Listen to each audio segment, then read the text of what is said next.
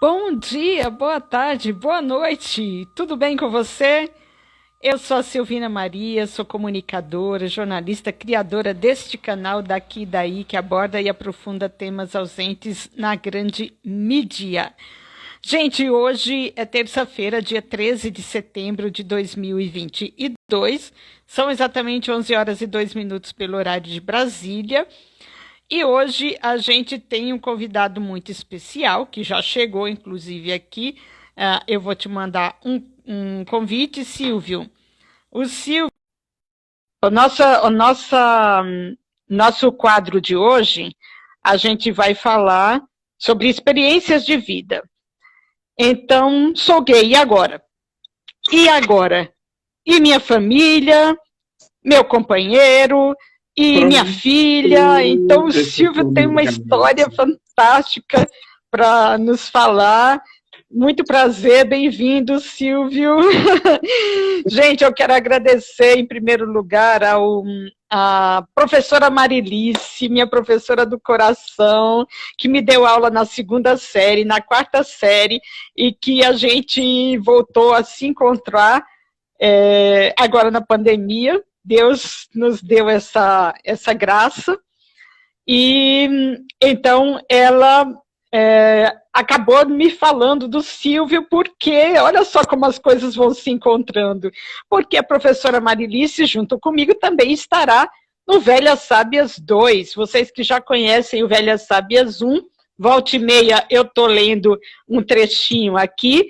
Então, ela vai estar junto comigo no Velhas Sábias 2, e o Silvio foi uma das pessoas que deu aí uma força para a professora Marilice, e aí a gente acabou se encontrando, e o Silvio, ele é empresário, ele é piloto de voo livre, ele é escritor, então, e tem mais um montão de coisas, e aí ele disse que é gay.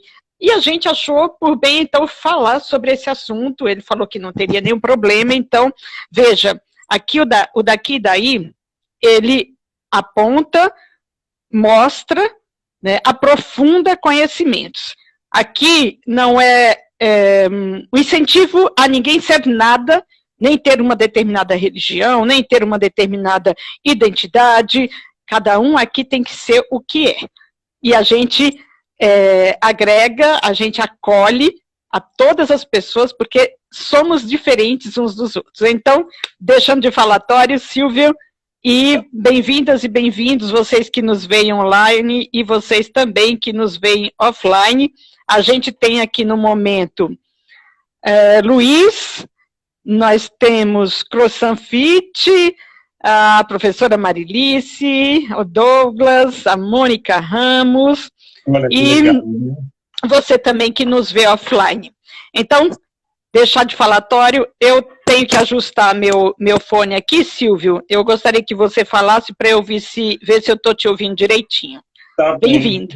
Eu acho que você pode até afastar um pouquinho, só que vai ficar menos estridente. Pode afastar o seu um pouquinho, mas eu acho que... Aí, deixa eu ver.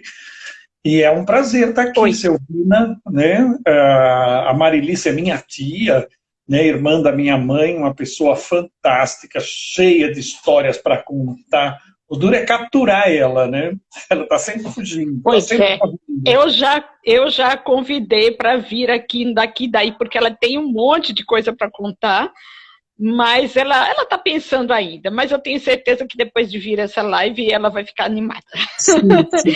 Então, Silvio, grata mais uma vez pela tua presença, e então começa falando, quem é o Silvio, né? E como é que você se descobriu gay, como é que foi isso? Muito bem, meu nome é Silvio, eu sou muito conhecido como Sivuca, especialmente no meio do voo livre, né? Sivuca justamente é um apelido que me foi dado pelo pai da Marilice, meu avô, né, o Chico Candeias, e ele me deu esse apelido quando eu era novinho, e aí quando eu voltei, eu tive um tempo fora do país, e quando eu voltei para o Brasil, e comecei a me dedicar mais ao voo livre, então eu adotei, né, o apelido, então as pessoas me conhecem como Sivuca. Eu tenho 57 anos, acabei de fazer aniversário na semana passada, Que dia? Foi dia 3 de setembro, no sábado, fizemos uma festa aqui. Eu fiz aniversário sábado, dia 10, 54. É mesmo, olha só, tá vendo como a gente está próximo, não é? Muito bem. E você perguntou sobre se descobrir gay, né? É muito engraçado isso, porque eu sou filho de uma família muito tradicional, né? Uma família que assim não tem muita diversidade. E aí eu me acostumei com uma vida de moleque de rua mesmo, né? De fazer bagunça, de passear com os amigos, de fazer esportes radicais. Eu fazia mergulho, eu andava de motocicleta. E o foco da minha vida era esse, né? Era a gente se divertir, fazer bagunça.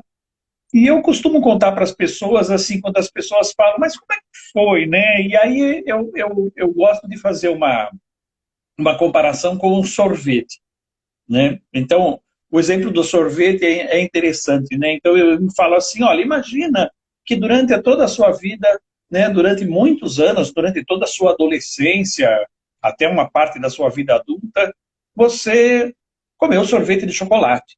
Eu gostava muito de sorvete de chocolate, era um comedor de sorvete de chocolate, conhecia vários sabores de sorvete de chocolate, adorava sorvete de chocolate, até que um dia eu experimentei um sorvete de morango. E aí eu experimentei aquele sorvete de morango e falei assim, caramba, mas que tempo eu tinha perdido tomando sorvete de chocolate. Eu gosto mais era de chocolate de sorvete de morango mesmo. E assim eu fiquei com sorvete de morango. Então a descoberta da sexualidade, ela para mim foi uma coisa muito suave, né? Foi uma verdadeira descoberta, muito a ver com o tempo que eu estava vivendo, né? O tempo que eu fui embora do Brasil, fui morar sozinho nos Estados Unidos. Então quando eu tive por lá, eu tive mais próximo dessa questão do mundo gay, assim, meio que quase que por acaso, e acabei me percebendo, e assim foi minha vida, né? Um dia eu contei para minha mãe, ela ficou toda assustada, e aí eu falei para ela, mãe, eu sou esse cara aqui, eu não vou mudar nada, tudo vai ser igual como era antes, né? E assim ficou, né? Então essa é, assim, superficialmente a minha entrada nessa coisa do mundo gay, né? Você morou aonde, Silvio? Que lugar no estrangeiro? Eu morei na Califórnia, né? Eu tenho primos que moram nos Estados Unidos, meus tios moravam lá nos Estados Unidos, e aí então eu tinha 22 anos, eu fui fazer um grande passeio pelos Estados Unidos e me aproximei da Califórnia, encontrei com eles, e lá inclusive me tornei um motorista de caminhão, porque o meu primo era na época um motorista de caminhão, e ele estava trocando o caminhão, ele falou, você não fica aqui um tempo, eu te ensino a dirigir meu caminhão, e você se torna motorista de caminhão também. E assim foi. Então, esse tempo que eu morei nos Estados Unidos, eu fui motorista de caminhão. Aí depois eu voltei para o Brasil, e assim foi a vida. Mas foi na Califórnia, né? Ali naquela parte na região a leste de Los Angeles, onde eu morava. Silvio, nesse aspecto, você acha que o local onde vivemos, ele influencia em alguma coisa, ou ele te influenciou apenas e tão somente na descoberta do que você já era? Como é que é isso? O fato de ser gay, ele vem de fora para dentro ou de dentro para fora? Como é que é isso? Olha, eu tenho, assim, absoluta convicção de que a sexualidade é uma coisa, assim como a cor do cabelo, assim como a cor da pele, é uma coisa que nasce com a pessoa. Não existe nenhuma possibilidade de que uma pessoa seja influenciada pelo meio externo para se tornar gay. Da mesma maneira que eu e todos os gays que existem por aí ficaram assistindo os pais heterossexuais se beijando e se agarrando no sofá a vida toda, e nem por isso não nos tornamos héteros. Então, se né, a gente foi absolutamente influenciado pelo meio heterossexual o tempo inteiro, né? E apesar de toda essa insistente influência do meio em que eu vivia, ainda assim eu me percebi gay. Então, a sexualidade não é uma coisa que você constrói, não é uma coisa que você impõe para uma pessoa, você transforma em gay, como algumas pessoas por aí acreditam. Isso não existe. A pessoa, ela é gay. A única coisa é que, eventualmente, ela pode levar mais tempo para perceber, porque é uma questão de para que você está prestando atenção hoje na sua vida, né? Então, dentro das minhas prioridades de adolescente, eu não prestava atenção nessas coisas. E aí, depois, com o tempo, a gente começa a falar, poxa vida, mas é aquela questão do sorvete, né? Oh, mas eu gostei mais disso, gostei mais daquilo, né? E aí, então, você vai em frente. Uhum. Eu estou olhando aqui na internet, diz assim no dicionário: gay, que ou aquele que sente atração sexual ou mantém relação amorosa e ou sexual com um indivíduo do mesmo sexo. Gay, ou mais raramente gay, quer dizer, o jeito de escrever, né, aportuguesado em inglês, é uma palavra utilizada normalmente para se designar o indivíduo homem ou mulher homossexual. Né, o termo em inglês foi incorporado em outras línguas, sendo usada com muita frequência no Brasil e em Portugal. Quando você esteve, então, fora do Brasil, você tinha conhecimento do que era ser gay ou não? Sim, sim. Eu tenho assim, um conhecimento muito, muito pequeno, né? Na verdade, antes de eu ir para os Estados Unidos, eu tinha esses questionamentos já dentro de mim. Eu já pensava nesse assunto, já tinha percebido uma coisa que eu não sabia definir até que ponto era uma homossexualidade ou uma bissexualidade. Na verdade, hoje eu te diria que a homossexualidade, ela na verdade é uma ponta de uma reta, onde você tem a heterossexualidade na outra ponta. Mas se você pensar em termos de populacionais, né, você tem, na verdade, da mesma maneira que imagina uma reta onde você tem a altura de uma população. Então você tem as pessoas muito baixinhas de um lado e as pessoas muito altas do outro. A maior parte da população vai ficar naquela zona central, onde as pessoas têm estatura média. Então, eu acho que a sexualidade, ela também funciona assim. A humanidade é predominante bissexual. E aí você tem pessoas com mais tendência para o lado homossexual e outras com mais tendência para o lado heterossexual. Então, eu acho que é bem assim que funciona. E já naquela época, eu tive contato, assim, é engraçado, porque como eu venho de uma criação machista, de uma criação muito tradicional, eu tinha medo, né, que a sexualidade fosse ter uma relação com ser afeminado ou com ter que ser afeminado. Porque naquela época, né, eu tenho 57 anos, então nós estamos falando dos anos 70, assim, começo dos anos 80, naquela época, o que é que eu via em termos de mundo gay? Né? Eu via o gay caricata, né? Caricato, né? Eu via os programas do Jô Soares, que acabou de falecer, né, com o Capitão Gay, eu via tudo que aparecia na televisão, ele apresentava um homossexual caricato, afeminado, né?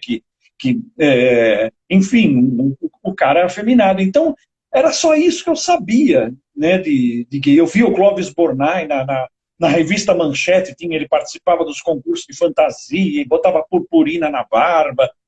E eu ficava pensando, eu falei, nossa, mas eu não sei, eu não me identifico com nada disso, né? Será que eu vou ter que botar um vestidinho? Será que eu vou ter que botar purpurina na barba? Que raio que vai acontecer? E um amigo meu um dia me convidou para ir num clube, que já não existe mais, inclusive, é um clube muito antigo, chamava-se Corinto, que ficava ali perto do shopping Ibirapuera. E eu fui naquele clube todo preocupado, né? Porque eu sabia que aquilo era um clube gay. E eu fui, assim, preocupadíssimo, né? Eu falei, nossa, o que é que eu vou encontrar naquele lugar, né? Assim, ia ser a gaiola das loucas, né? O que eu achava que ia achar por lá. E eu fiquei, assim, absolutamente surpreso e aliviado ao mesmo tempo de perceber que a grande maioria das pessoas que estavam ali dentro eram pessoas como eu, pessoas que andam pela rua e ninguém fala, esse cara é gay, né? Não, de repente, talvez quando eu ponho o cachecol, dá para enganar um pouco, né? Mas normalmente não. Então eu fiquei muito contente, porque eu falei, puxa vida, então é possível ser gay sem que você precise se transformar em alguma coisa, né? Você basta ser você mesmo. Então isso é o que eu vi em termos de mundo gay na minha vida, e eu achei que foi uma coisa muito legal. Você sofreu algum tipo de preconceito quando você era criança, ou mesmo nos últimos tempos? Você sofreu ou sofre e como você reage? Olha, quando eu era bem novinho, talvez eu tenha assim, alguns episódios pontuais de alguns pequenos casos de bullying, né, na escola, mas eu sempre fui um menino que tinha muito jogo de cintura, né? Eu sempre, embora eu tenha sido um pouco quieto quando eu era mais novinho, que estava no primeiro grau, né, no ensino fundamental, eu confesso que eu não tive problemas com isso. E quando eu cresci um pouco, quando eu fiquei maior, e eu cheguei a ter, um ou outro momento onde uma pessoa foi desagradável comigo por causa disso, eu terminei rapidamente essas tentativas, porque eu sou uma pessoa... eu acho que o preconceito começa dentro de você. Então, se você respeita quem você é, se você se aceita como você é, se você olha para você e fala, cara, eu gosto de mim, então não tem como você ser vítima de preconceito nesse mundo. É claro que é muito fácil para mim falar que eu sou um homem grande, parrudo, e algumas pessoas vão até ter medo de querer se engraçar comigo. Umas mulheres, por exemplo, uma pessoa mais franzina, uma pessoa que seja mais afeminada, ela naturalmente ela corre o risco de sofrer mais preconceito. Então, às vezes é fácil para mim dizer isso, mas eu acho que é importante que eu diga, porque o preconceito ele tem que ser erradicado a partir de você. E aí, então, você fica bem, e aí tem que se virar neste mundo, né? E aí, então, quando você se descobriu, não houve nenhum conflito dentro de você, no sentido de, ai meu Deus, e agora? Eu vou ter que assumir isso, e como é que é isso? E, assim, além do que você já falou sobre Sim. achar que o gay era uma pessoa que tinha que colocar uns badulaques, além disso, teve algum tipo de reação interna? Não, porque o que aconteceu, né? A primeira vez da minha vida que eu saí com um rapaz foi nos Estados Unidos, e a gente marcou um encontro numa cidade chamada Laguna Beach, uma cidade que fica ali numa praia no sul da Califórnia, e a gente marcou um encontro ali. Né? Eu estava entregando uma carga no meu caminhão ali num depósito, e o rapaz era um motorista de empilhadeira. E aí ele passava e olhava, e eu fiquei olhando também, e aí numa dessas passadas ele me entregou um papelzinho com um número de telefone, e eu liguei para ele. E aí a gente pegou e marcou esse encontro. E nesse encontro, eu encontrei com ele ali, e a gente saiu caminhando por aquela calçada, e era de noite, e estava toda a rua toda iluminada, aquele lugar muito bonito, que é um lugar cheio de bares, e tem floreiras e pessoas caminhando para todo lado. E eu saí caminhando e ele me deu a mão. E eu saí caminhando de mão dada com ele pela rua. E naquele momento eu me senti tão bem, eu me senti tão realizado, que eu queria dizer para as pessoas, olha eu aqui, né, de mão dada com esse rapaz. Então eu sempre me senti muito bem, porque é o que eu sou, é o que eu gosto de ser, é como eu me sinto bem sendo.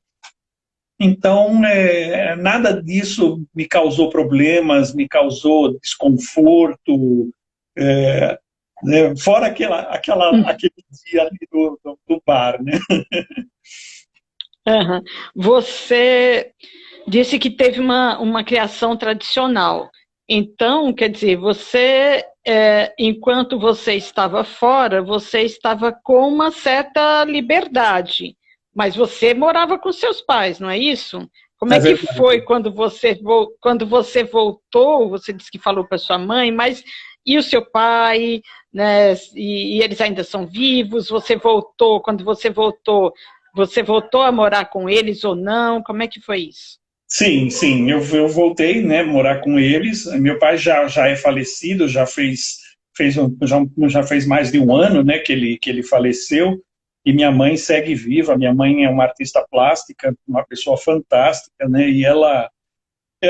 eu acho que, assim, eu sempre tive uma relação muito próxima dele. Sua mãe quem é? A Alice ou a Clarice? A Alice, irmã da Marilice, né? Eu sempre tive uma relação muito próxima deles, né? Meu pai sempre foi um cara assim que me ensinou a fazer todas as coisas. Então ele que me ensinou a martelar, fazer buraco na parede, pendurar coisas, mexer com madeira, com ferro, com cimento, todas essas coisas foi meu pai que me ensinou. Então eu sempre fui assim uma espécie de companheiro, né, do meu pai, né?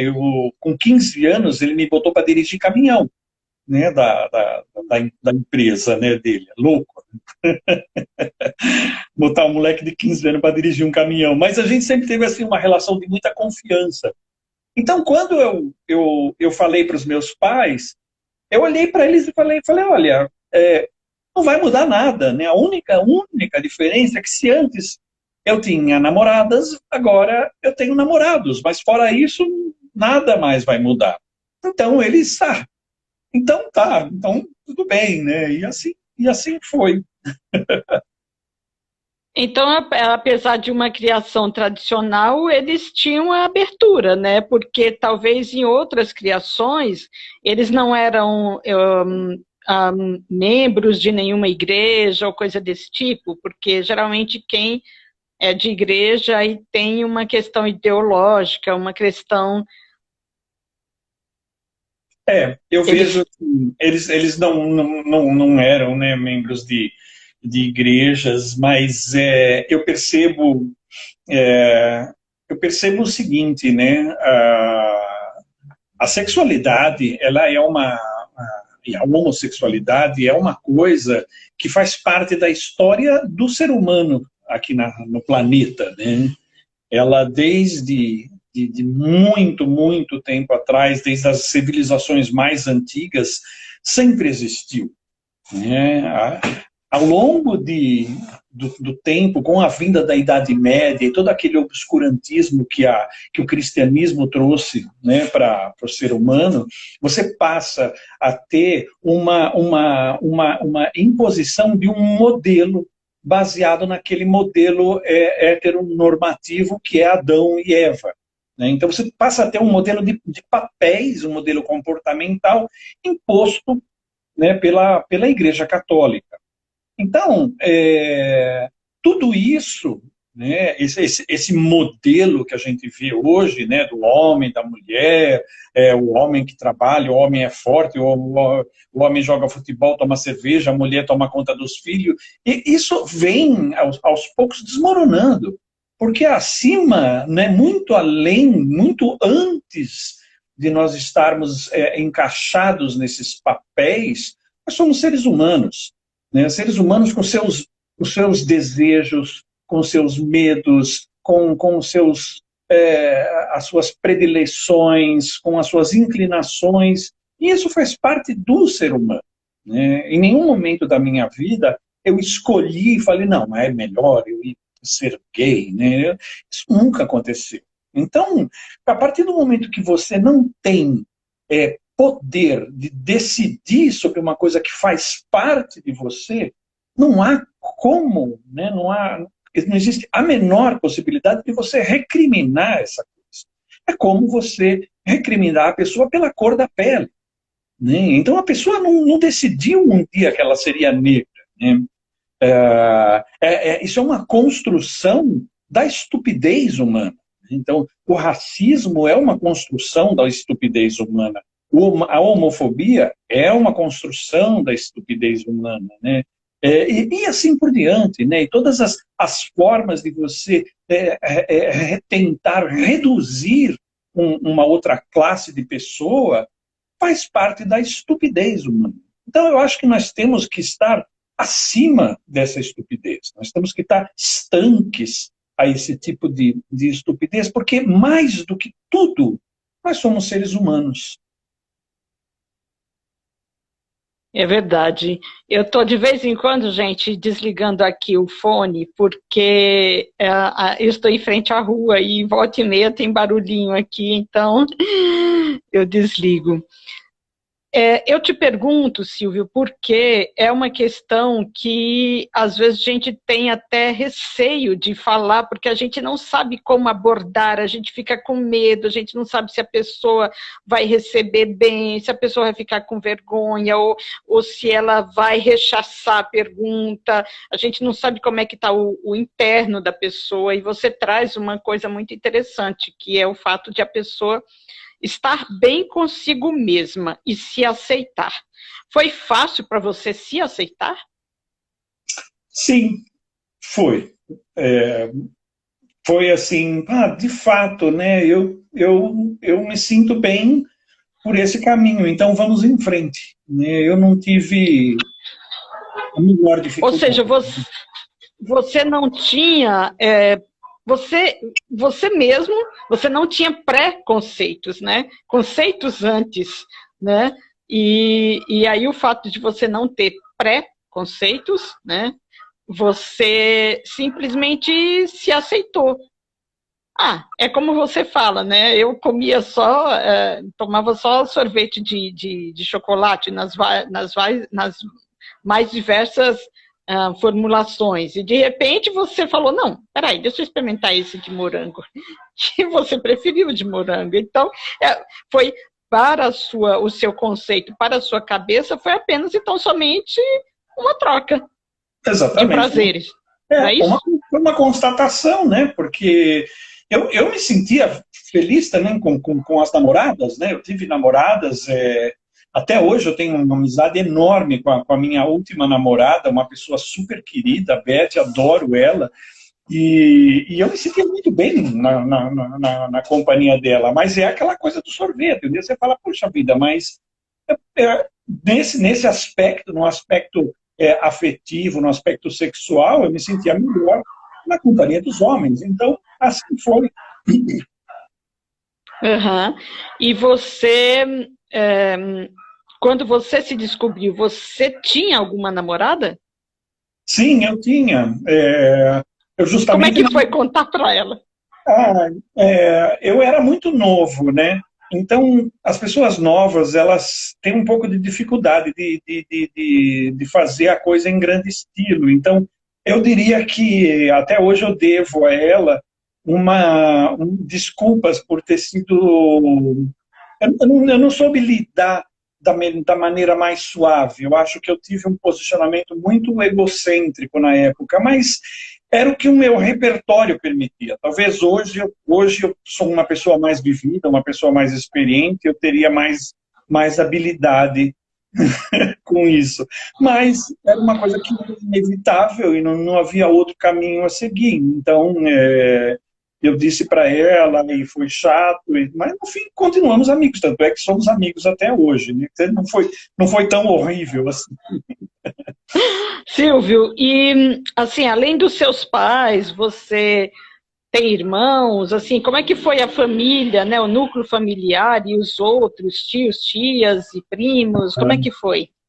Olha, foi ótimo, foi tranquilo. Minha irmã maravilhosa, nunca tive o menor problema com ela. O meu irmão, que era vivo na época, também falou: para mim o Silvio continua o mesmo de sempre. E aí, né, que ele falou, eu lembro que ele falou para mim, falou para minha mãe: o Silvio continua o mesmo de sempre. Que a gente andava muito juntos, né? Eu com meu irmão, e ele namorava uma menina e eu namorava a Beth, e aí depois eu comecei a namorar, quando eu voltei dos Estados Unidos, eu comecei a namorar um outro rapaz, o Lelo, e aí a gente saía para acampar juntos, né? E aí ia tudo junto do mesmo jeito, né? Porque não mudava nada, né?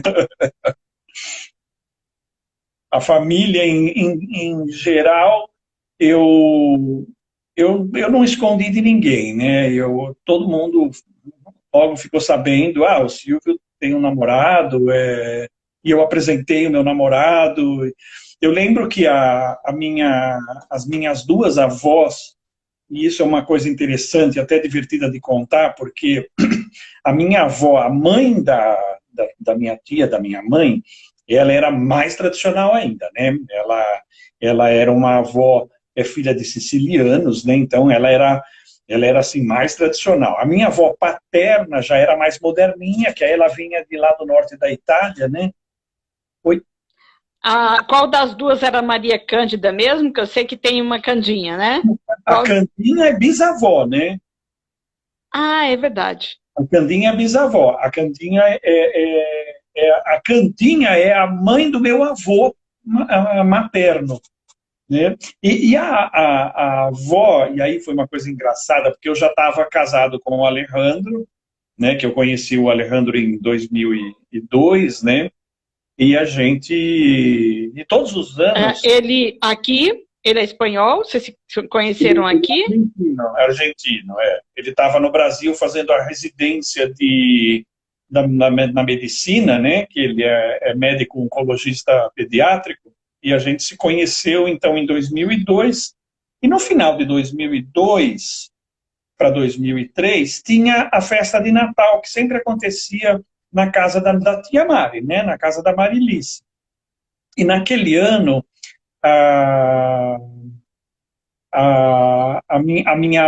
todos os anos, a avó, a Lica, né, ela dava de presente para os netos um par de meias, ou um lenço, alguma bobagem assim, que era o presentinho de Natal. E eu acho que a Melissa, que saía para comprar essas coisas, a minha prima, e aí deixava tudo prontinho: olha, avó, tá aqui um para cada neto, né? E aí naquele ano, a Melissa comprou um par de meias a mais, que era para o Alejandro, que estava presente na festa, né? Eu já estava morando com o Alejandro, portanto, era meu companheiro, né? E aí não deu nada para o Alejandro, né? A Lica não deu nada para ele. E a Melissa falou assim: vó, essa meia que sobrou aqui é pro Alejandro, né? E aí a minha avó falava: eu não comprei nada pro Alejandro. Aí a Melissa: não, mas porque tem a meia a mais, é para cada um deles, né? Porque ele é o companheiro do Silvio. Não, eu não comprei nada pro Alejandro. E ela falava: mas qual que é o problema com o Alejandro? Eu não gosto da profissão dele. Aí a Melissa falou assim: mas como? Ele é médico, ele cuida de criancinhas com câncer. Aí ela responde: a outra profissão, que é sedutor de netos inocentes. Então, mas isso passou, e aí a gente enchia ela de beijo. Era uma coisa muito engraçada. E ele não se sentiu constrangido? Como é que foi? Não, não, ele sempre foi um cara com muito jogo de cintura, né? Então a gente dava risada e pronto, e abraçava ela e, tá bom, tá bom, tá bom, né? Então, e assim ia, né? Tem um episódio que elas estavam, quando a gente fez uma festa de aniversário, e a gente convidou as duas, né, para a festa lá no apartamento onde eu e o Alejandro estávamos morando. E aí as duas estavam sentadinhas assim num cantinho, e aí a minha avó Angelina, mãe do meu pai, falava assim: ai, mas que bom, não, dona Angelina, ei, o Silvio tá tão bem agora, né? Olha só. E a Lica falava: não sei, não sei. Ela nunca tinha certeza, né? Mas logo isso foi, né? Era uma pessoa maravilhosa, né? E a pena que não está mais junto conosco, mas era puro amor a Lica. Gente, eu quero agradecer mais uma vez quem está conosco. Deixa eu dar uma olhada aqui. Eu já falei a algumas pessoas, vamos ver. A quem está conosco é a Mel, né? A Melissa, filha da professora Marice, que já esteve aqui conosco. O Vander, lá da Orlando, meu primo lá da Orlando. O Irineu, que também já esteve aqui. Flávio. A professora Marilice, que eu já falei. A Mônica também já falei. A Mônica, ela é maravilhosa, a Mônica, adoro ela. Mônica, bem-vinda também. Bem-vindas e bem-vindos vocês que nos veem online e offline. Se você não conhece o canal Daqui Daí, segue a gente e curta os nossos vídeos. Tem mais de 200 vídeos dos mais diversos temas, né? E agradecer também a presença aí, mais uma vez, da professora e da Mel, né? Essa ponte que a gente foi fazendo, que é tão abençoada. E você ficou com o Alejandro durante quanto tempo? A gente ficou junto durante 18 anos, né? Ficamos casados continuamos juntos, né? Porque a gente continua super amigo, ele acabou de passar aqui, e nós temos uma filha, né? Então a gente, apesar da gente ter se separado no casamento, a gente continua família para sempre, né? A família é uma coisa que ela não se desmonta mais, né? Então, eu e o Alejandro temos essa coisa que eu acho que é muito importante, tanto para a gente, porque a gente construiu uma coisa maravilhosa que durou tantos anos, né? Quase 20 anos, e nós temos uma filha também, né? Eu queria que você falasse um pouco sobre essa questão da filha, como é que foi esse processo. Muito bem. A filha é uma história, assim, é um ponto incrível, absolutamente imprevisto, né? Uma coisa que eu nunca imaginei na minha vida, eu nunca me imaginei sendo pai e muito menos adotando uma criança, né? E eu e o Alejandro estávamos juntos já, isso foi em 2002, mais ou menos uns 5 anos, né, mais ou menos lá por 2006, por aí mais ou menos, o Alejandro comentou: eu gostaria a gente podia adotar uma criança, a gente podia ser pai. E eu achei aquilo uma ótima ideia, né? Eu falei: nossa, mas, né, por que não, né? Eu acho que assim, a partir do momento que havia o ingrediente essencial no nosso relacionamento, que era o amor, né, isso estava ali presente. Isso norteava o amor que a gente sentia um pelo outro, ele norteava todas as nossas decisões, todos os nossos atos. Então, nos tornar pais foi mais um grande empreendimento. E a gente, eu lembro que na época a gente entrou para a fila da adoção, nós chamamos a família em casa, essa foi muito interessante, que a gente chamou a família em casa para comunicar, e a gente estava oficialmente grávidos.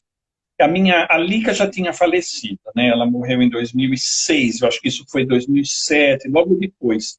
Mas foi a outra avó, a avó Angelina foi. Ela na época estava com 96 anos, ela foi até os 103.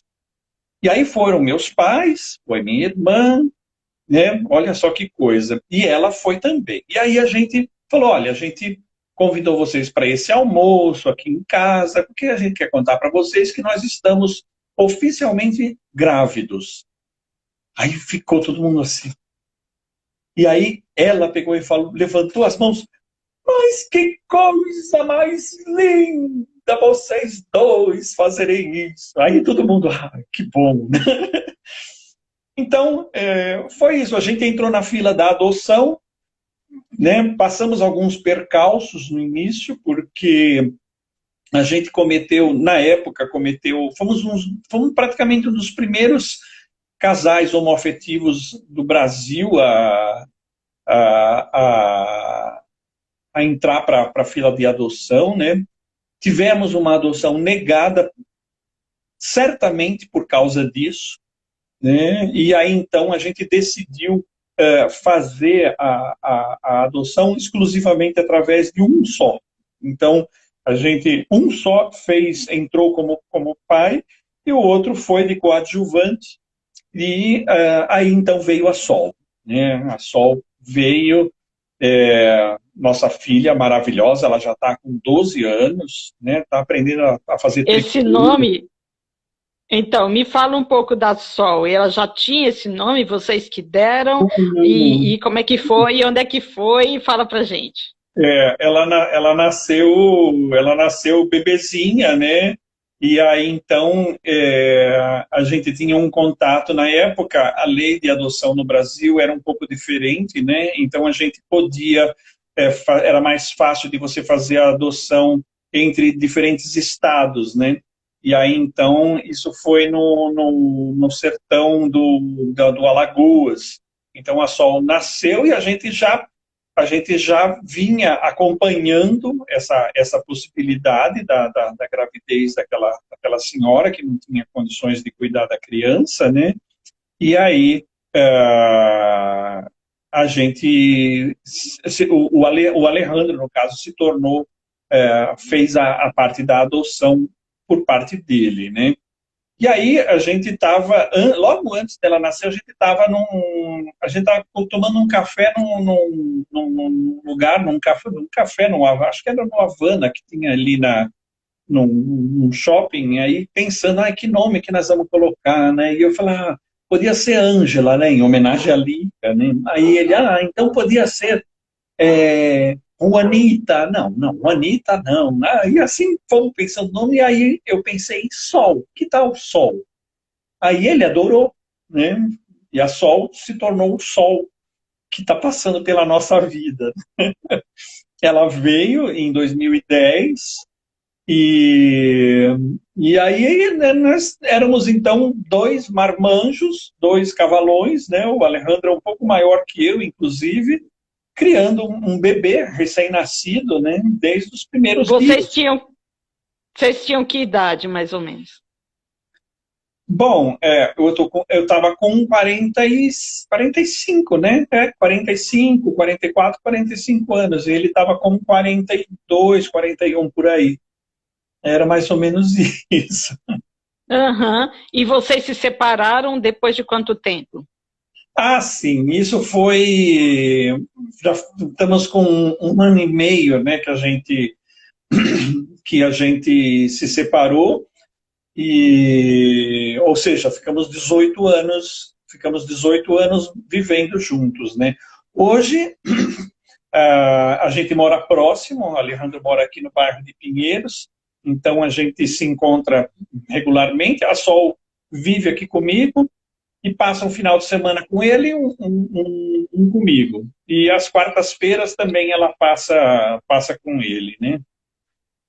E me diz uma coisa, como é essa questão... Eu sei eu suponho, né, que quando a pessoa nasce desde pequenininha, ela é uma coisa fluida, né? Não tem mais... Mas fala pra gente que não tá dentro desse mundo, né? Como é serem pais gays de um bebê desde pequenininho, e como é que vocês percebem que ela os vê? A Sol é uma menina negra, né? É uma menina negra, nordestina. Então, filha de dois pais gays, sendo que um é estrangeiro. Então, a gente tem tudo para dar errado, né? Nesse mundo cheio de preconceito, né? A gente sempre foi muito aberto, né? A primeira coisa, eu diria, com relação a... Algumas pessoas perguntam com relação a essa coisa de papel, né? Como que são dois homens, né? Cuidando de um bebê recém-nascido. E a mãe? Né? E a mãe? Então, essa coisa de papel maternal, né? Ele é uma coisa que está presente em qualquer pessoa. Então, você não precisa ser gay e não precisa ser hétero, ou não precisa ser homem, ou não precisa ser mulher para você se sentir mãe de uma criança. Né? Você ama a criança. Então, a partir do momento que você vê aquela coisinha, que você vê aquele bebê completamente dependente de você, né? Você abraça essa maternidade imediatamente, porque aquilo faz parte do que tem de mais íntimo dentro da gente, porque você ama. Né? Então, o amor é o que move, isso. Então, não há... são dois homens, né? A gente passou por alguns momentos, né? Por exemplo, você vai matricular na escolinha, e aí tem lá nome do pai, nome da mãe, né? Aí você senta com a diretora da escola, fala, olha, hoje em dia já existem diferentes tipos de famílias, né? Tem que colocar responsáveis, né? Vamos fazer isso, né? Então, eu lembro de um episódio que uma amiguinha da Sol falou assim, ela estava em casa, né? E a gente sempre teve uma relação muito próxima dos pais, do círculo da escola, né? E teve muitas amizades que perduram até hoje, né? E aí a amiguinha dela falou assim, eu preferia ser filha de dois pais, igual você, Sol. Aí ela, mas por quê? Porque minha mãe é muito chata. Aí a gente morria de dar risada, né?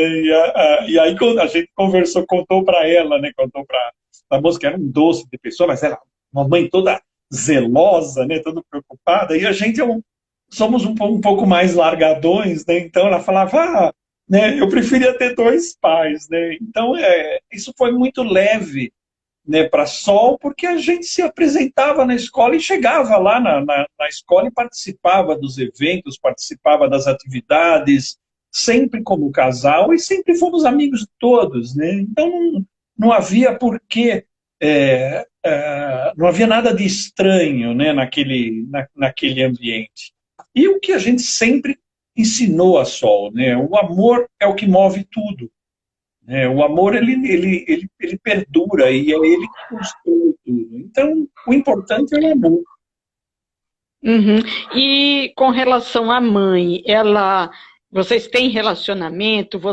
Ela a conhece? Como é que fica isso dentro dela? A genitora, né, da Sol, a mãe, a pessoa... Desculpa, a né, biológica, perdão. a Sol sabe que ela existe, sabe quem ela é, nunca encontrou pessoalmente, e na medida que a Sol foi crescendo e demonstrando curiosidade para esses assuntos, a gente foi contando para ela, né? Então, no começo, né, como é que a Sol veio parar aqui? Você era uma estrelinha, e aí a estrelinha veio para o coração do papai, e aí do coração do papai a gente criou você, e aí você era tão pequenininha que a gente dava banho para você numa xicrinha, e você dormia dentro da caixinha de fósforo com algodão. E aí o tempo foi passando e ela foi fazendo perguntas mais complexas. Então, hoje, ela sabe, né, que essa pessoa existe, que mora lá no sertão, e quando ela quiser, a gente vai se enfiar num avião ou num carro e ir lá apresentar ela para a moça. Né? Então, não tem nenhum receio, nenhum medo, porque a família dela somos nós. Né? Então, Uhum. então E ela tem irmãos biológicos? Não tem. É somente aquela senhora mesmo que que a história. Uhum. Já é uma senhora de idade quando engravidou, já era? Eu acho que era um pouco mais nova que eu, ela deve estar com 50 e poucos anos. Era uma pessoa que não tinha menor condição, né? E ela tomou a iniciativa de procurar assistente social na época, né? Falando, olha, porque ela cuidava da mãe que era doente, né? Então ela não tinha como cuidar da criança, enfim. Essas histórias são muito mais complexas do que a gente consegue interpretar numa análise superficial, é claro, né? E ela vive com o pai biológico da Sol? Não, ela sequer conhecia quem fosse a pessoa. Certo, É, entendi. ela, É. ela Então você considera que a Sol, apesar de vocês estarem separados agora, é uma menina feliz? eu aposto nisso. Eu vejo a Sol, a cada dia que passa, ela brilha, ela nos traz assim, muita alegria, ela vem se mostrando uma menina assim, sabe muito bem o que ela quer, e é muito engraçado porque eu sou meio estabanado, então ela às vezes me corrige, né? Então, pai, não vai de chinelo na escola, né? E aí ela me faz essas correções, assim, se eu dou a risada muito alta, ela fala, não precisa rir tão alto. E é muito engraçado. Ela é delicada, né? Delicada. Ai, Então, que maravilha. tranquila, Eu tem as desejo tudo. dela, tem as coisas que ela gosta, ela agora está aprendendo a fazer tricô, o Alejandro levou ela está fazendo um curso de tricô e levou ela junto. Aí ela veio toda contente, mostrando, olha pai que eu estou aprendendo, ela me mostra. Né? Ela divide muito com a gente as coisas, as conquistas dela, as coisas que ela se sente, eu diria que ela se sente muito à vontade, né? Ela sente que ela pode confiar, né? Isso que eu queria perguntar, porque é uma menina, né? E geralmente Sim. Meninas, sobretudo quando, né, chega na puberdade e tal, então se aproximam mais da mãe, o menino mais do pai, etc. E como é que vocês pretendem trabalhar essa questão da puberdade com ela? Tem 12 anos, né? A gente está trabalhando, né? Porque ela já é uma mocinha e a gente vem falando sobre isso antes, né? Então a gente vem contando para ela, olha, né? Está chegando, provavelmente vai ter uma data em que vai acontecer uma coisa nova com você, né? E o corpo é assim que funciona, né? E as mulheres todas têm que ter esse tipo de cuidado e o papai vai te ajudar, então não tem problema nenhum, fica tranquilo, a hora que acontecer, a professora já está sabendo, o papai já está sabendo, então você avisa a gente e a gente te ajuda e está tudo certo. Então, tudo aconteceu e foi super suave, super tranquilo, e ela mesma vem desenvolvendo assim, não, agora eu não preciso mais da sua ajuda, aquela transição, né? Houve até uma época em que a gente dava banho, cuidava dos cabelos, aí chega uma hora que ela mesma fala, não, eu não preciso mais que você me dê banho. Então tá bom. Então eu vou lá cuidar da minha vida, você toma o seu banho, qualquer autonomia. coisa. Né? Autonomia, né? Exatamente. A Mônica está dizendo assim, a Sol foi feita para vocês, um maravilhoso presente. Gente, agradecer mais uma vez quem está conosco, já falei algumas pessoas aqui, não vou repetir, mas a tia Francisca do Piauí entrou, Helena Monteiro, que já esteve conosco, também escritora, Mariana Barcinski, isso. Flávio. A Mariana é uma querida amiga lá de Porto Alegre, do tempo que a gente morou em Porto Alegre, então ela está aí, é um prazer ter ela aqui. Eu que agradeço. Gente, se vocês quem ainda não conhece o Daqui e Daí, entra lá, segue a gente e O Daqui e Daí aborda e aprofunda temas ausentes na grande mídia, tem mais de 200 vídeos de diferentes temas, então a gente tem experiências de vida, tem vida no estrangeiro, tem terapias naturais, escrever para ser, né, que eu já convido o Silvio para a gente fazer uma outra live falando um pouco sobre os escritos dele. Verdade, verdade. Então, ô Silvio, qual a maior alegria e qual o maior desafio nesta sua vida de gay, de companheiro, de pai, né? Eu, eu acho que ainda outro dia aconteceu uma coisa engraçada e aí uma pessoa me falou assim, né, tem hora que a gente fica com ódio das pessoas, né, de certas pessoas, né. E aí o meu comentário foi assim, eu falei, olha, no meu ônibus só tem espaço para amor.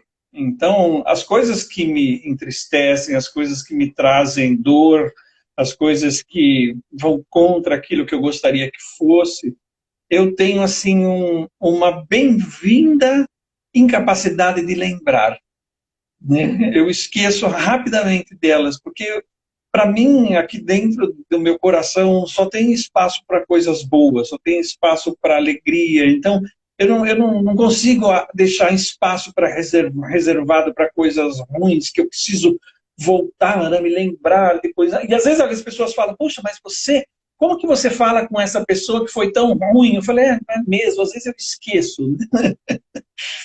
Então, eu acho que é isso, né? Então, eu acho que o desafio principal é você se manter. Eu acho que o maior desafio é você aceitar que você pode melhorar, que você pode crescer, que você ainda tem muito o que melhorar como pessoa, tem muito o que aprender na vida, por mais que você tenha ficado mais velho, que tenha adquirido experiências, né, por mais que você tenha escrito livros, plantado árvores e criado filhos, né, ainda há muito que aprender e muito que melhorar. Então, eu acho que essa constante aceitação de um horizonte de melhora, ele é o grande desafio da vida das pessoas. Eu acho que é isso aí. Você falando sobre desafio, você já trouxe uma grande lição, mas, e eu gostei, até anotei aqui, bem-vinda à incapacidade de mudar, não é isso? Não, eu anotei, mas nem sei se eu anotei certo. Eu queria, no finalzinho, esqueci de te falar, mas eu acho que não vai ser difícil, não. Na verdade, você já falou um pouco. Eu gosto de pedir para as pessoas uma palavra ou uma frase de esperança. Você já falou aí um bocado de coisa, mas como é que a gente poderia resumir aí a nossa conversa de hoje? Olha, eu diria o seguinte, eu sou um cara muito feliz, um cara muito felizardo e sou privilegiado nessa vida que eu tenho. Eu tenho plena ciência que para muitas pessoas as coisas são mais difíceis. Muitas pessoas sofrem mais, especialmente pela sua sexualidade, a viver nesse mundo de hoje em dia, né? Então, o que eu quero dizer, o meu recado é para essas pessoas, né? Nunca desistam, né? Nunca desisto de vocês, né? Nunca desistam daquilo que vocês são como seres humanos, né? Independente de como você se comporta, de como você se veste, de qual que é a sua cor, de onde você veio, nunca desista de você como ser humano, porque isso é o que te mantém vivo. Isso é o mais importante, é isso que tem que ser preservado. Então, eu acho que é isso. A minha frase é um conselho de força, de amor próprio para todos o tempo todo, né? De tolerância, de respeito, de carinho, enfim, saber se colocar no lugar do outro, né? Saber pensar um pouco como é que o outro pensa, né? Saber olhar, ter um pouco ideia de como que pode ser o mundo de uma outra pessoa. Uma vez um rapaz negro, um amigo meu, me falou assim, nossa, né, se tem uma coisa que eu gostaria de fazer, era entrar num shopping de chinelo. E aí eu escutei aquilo e eu falei, nossa, mas que coisa, né? Nunca na minha vida eu me preocupei se eu estava de sapato ou de chinelo, né? Ou até descalço, né? E aí é muito fácil para mim, como branco de olhos verdes, né? Com essa barba branca assim, entrar num shopping de chinelo e o segurança não fala nada. Então, um homem negro, uma mulher negra, é muito mais complicado se colocar numa situação dessa. É muito mais complexo.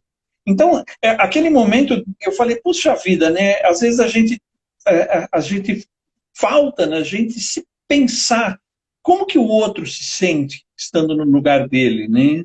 E eu não posso me resumir a mim mesmo, né? Eu preciso me expandir, eu preciso me abrir para o mundo todo que está ao meu redor.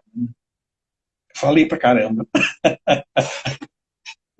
Ô Silvio, a gente já está mais de uma hora conversando, 1 hora e 1 minuto, mas eu te agradeço demais, agradeci a professora Marilice mais uma vez pela ponte, e eu estou muito feliz, né, porque eu já gostaria, já entrevistei outras pessoas aqui, a gente tinha aí a gente tinha um quadro chamado Quadro Identidade, e a gente entrevistava aqui o Fernando Paulino, que ele é gay e ele trabalha com essa questão da identidade, é um professor doutor, Uhum. e que trabalha na Universidade de Catalão, Goiás, mas mora em Campinas, e foi muito legal. A gente trabalhou a questão LGBTQIA+, então, mas eu ainda não tinha conversado. Eu conversei com ele, porque ele também tem filhos e tal, mas assim, mais diretamente, como eu conversei com você, eu acho que foi a primeira vez que eu me senti totalmente à vontade para fazer as perguntas, né? E uma última pergunta. A tua filha, qual a orientação que, se você não deu ainda, que você vai dar para sua filha nesse quesito de afetividade?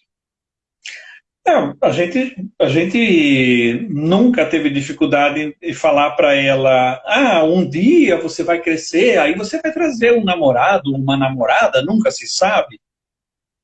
Então, desde a primeira vez que a gente falou sobre afetividade, a gente sempre lembrou a ela que existem todas as possibilidades. Assim como os pais dela são um casal homoafetivo, ela poderá um dia se descobrir gay ou não, né? Então, isso é uma coisa que cabe exclusivamente a ela a perceber e entender, e ela sempre, em qualquer situação, ela sempre vai ter todo o apoio dos pais dela, todo o amor dos pais dela. Isso é tão pouco relevante, né?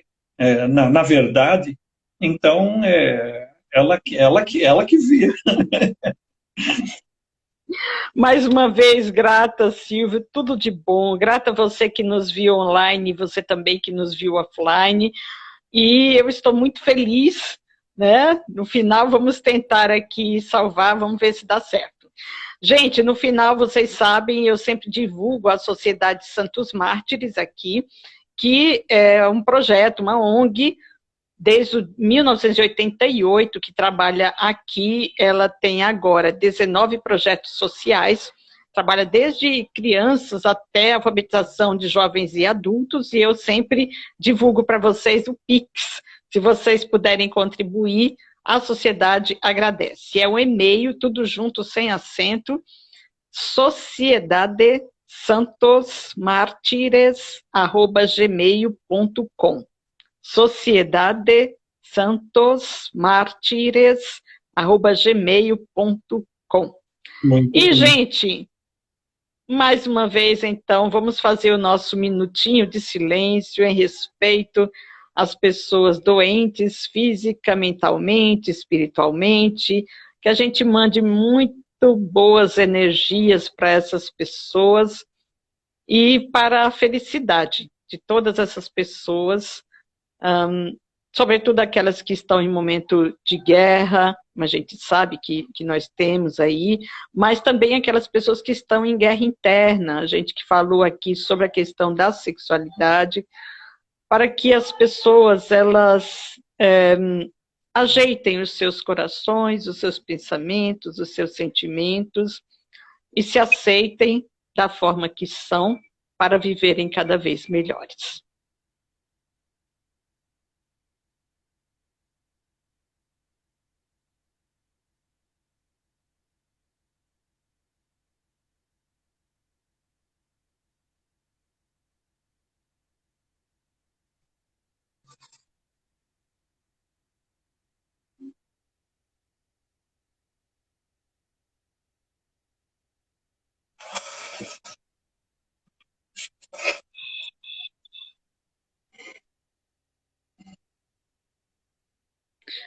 Gente, grata mais uma vez, daqui e daí, porque conhecer nos empodera. Beijo, grata, Silvio. Tchau, tchau. Muito obrigado, viu? Foi um prazer.